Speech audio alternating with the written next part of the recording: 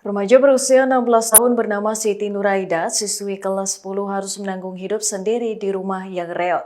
Pasalnya, Ibu Siti sudah meninggal dunia saat ia masih kecil. Sementara sang ayah menikah lagi dan tak ada kabar meninggalkan Siti.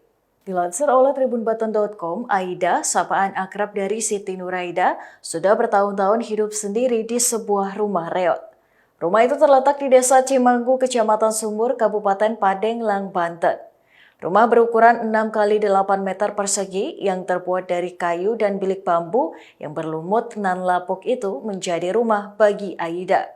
Tampak rumah peninggalan nenek dari Aida itu pun miring dan hampir ambruk lantaran sejumlah pondasi rumah berbahan kayu tersebut sudah lapuk. Saat tribunbanta.com mendatangi kediamannya, kebetulan hujan turun hingga sebagian genting rumah yang sudah berlumut itu pun bocor. Rumah tersebut berbentuk panggung rendah dengan lantai kayu dan bambu.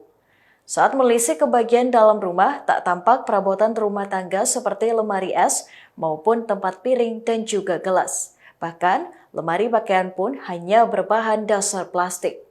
Saat memasak, Aida mengandalkan tungku dengan bahan bakar kayu di pekarangan rumahnya. Kisah pilu Aida berawal saat ibunya meninggal karena sakit yang diderita saat 2005 silam saat Aida masih berusia 3 tahun. Tak lama berselang, ayahnya pergi meninggalkan rumah seusai menikah dengan wanita lain dan tak kunjung kembali. Sejak saat itulah, ia hanya mendapat perawatan dan kasih sayang dari kakak perempuannya yang belum beranjak dewasa serta saudara yang juga tinggal bertetangga.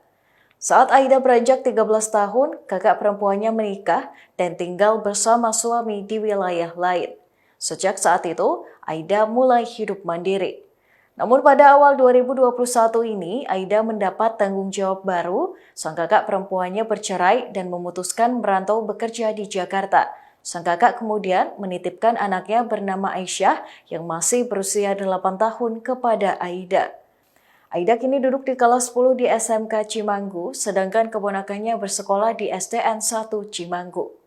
Setiap bulannya, sang kakak mengirimkan uang Rp800.000 untuk Aida dan juga anaknya.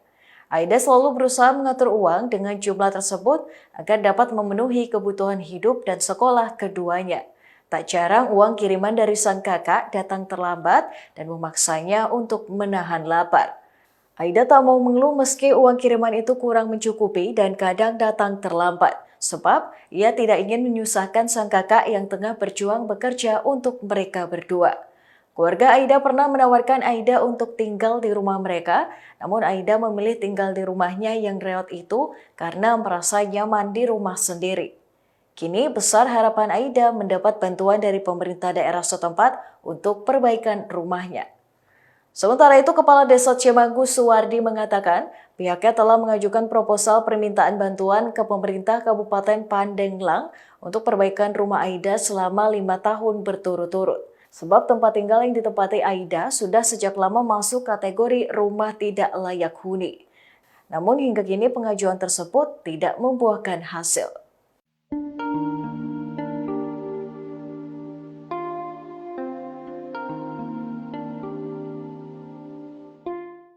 Demikian Tribun News Update kali ini, nantikan informasi berikutnya hanya di kanal YouTube tribunnews.com.